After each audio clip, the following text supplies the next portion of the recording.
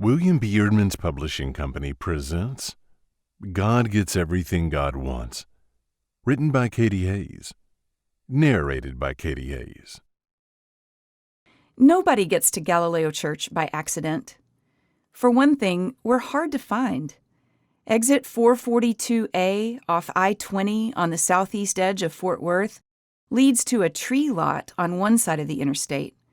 Over on our side, there's a Mickey D's, a charity thrift store, a liquor store, a metal galvanizing plant, and our big red barn, which is, honestly, not all that big, and more of a rusted, corrugated sheet metal hue.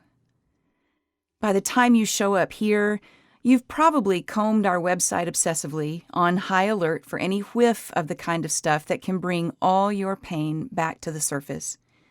You have learned to be exquisitely careful around all things Christian, church, the Bible, and especially Christians themselves. All that stuff has hurt you. You don't wish to be hurt anymore.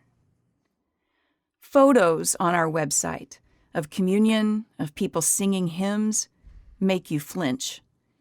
You remember the day you stopped pretending you're not gay, or that your cousin or your roommate or your moms aren't gay. Or you stopped keeping your mouth shut about the U.S. empire and consumer capitalism and systemic racism and the havoc we keep wreaking on each other and the rest of the world. Or you stopped sequestering science from religion in your brain, no longer hoping they'd never meet and have an actual conversation.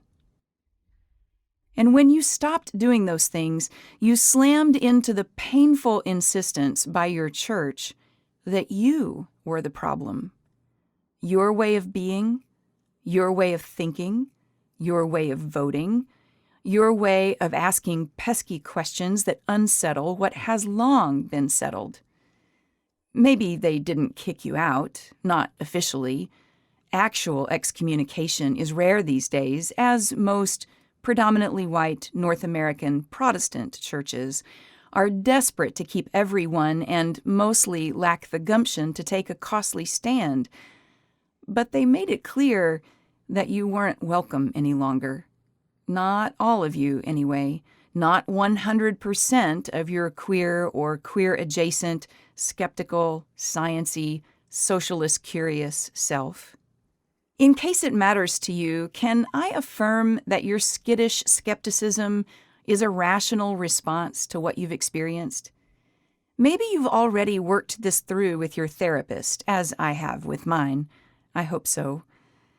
But sometimes it helps to hear again that your decision to walk away from church, if that's what you did, or to simply stop pursuing it when it obviously wasn't that into you, was a healthy one.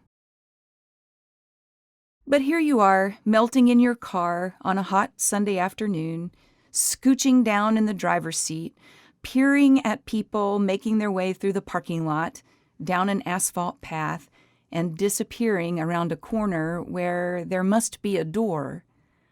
A sign chained to a stop sign pointed you to our parking lot. Note, another sign in the lot warns you to trust in the Lord, but don't leave your stuff in the car. Matthew chapter 10, verse 16. Look it up. You won't be sorry. You simply cannot believe you're contemplating going inside for worship. It's been so long, and you don't understand why you're still drawn to it. I wish I knew how to quit you, you've said to the church, to God, to the anonymous heavens more times than you can count. Note, say it like Jake Gyllenhaal to Heath Ledger in Brokeback Mountain. Say it right out loud. Nobody's listening but God, and God has heard it before. But here you are.